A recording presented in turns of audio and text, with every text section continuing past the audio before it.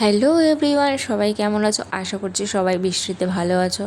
আমিও মোটামুটি একটা আছি, তার কারণ হচ্ছে এরকম বৃষ্টির ওয়েদারে কোথাও ঘুরতে যেতে পারছি না, তো সেই জন্য তাই আমি ভাবলাম যে যাই কাজগুলোই করে নিই। তো সেরকম কাজ করতে প্রজেক্টটা দিতে বাড়ি থেকে বেরিয়েছিলাম। আর দেখো দেখো রাস্তায় কত পরিমাণে জল, কাদা, নোংরা। যাই হোক, এই রাস্তা থেকে যেতে হবে, কিছু করার নেই। আর আমার যেহেতু ক্যাশ নেই, অনলাইনে কেউ অটোতেও আমাকে নিয়ে যাবে না। তো এরকমই রাস্তা দিয়ে এক সাইড থেকে আমি টুকুস টুকুস করে হাঁটতে হাঁটতে তার বাড়ির দিকে রওনা হই। আর দেখো রাস্তার অবস্থা, লাফ দিতে দিতে দিতে দিতে আমাকে যেতে হয়েছে।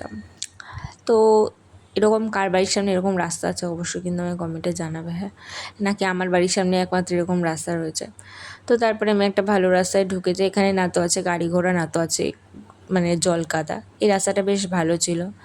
তো তারপরে একবার বৃষ্টি পড়ছে, তো একবার বৃষ্টি থামছে। এই আমার প্রজেক্টটা যাতে ভিজে না যায়, তাই একবার ছাতা খুলে একবার ছাতা বন্ধ করি। আর ওয়েদারটা দেখো কত সুন্দর লাগছে।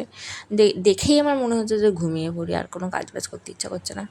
তো তারপরে আমি হাতে প্লাস্টিক ঝুলিয়ে, মানে প্লাস্টিকের ছিল প্রজেক্ট, ওটা নিয়ে হাঁটা দিই সেই বাড়ির দিকে। আর সবাই আমার দিকে তাকাতে থাকে, যার কারণ হচ্ছে আমি এত জন্মের সাজা সেজে গেছিলাম।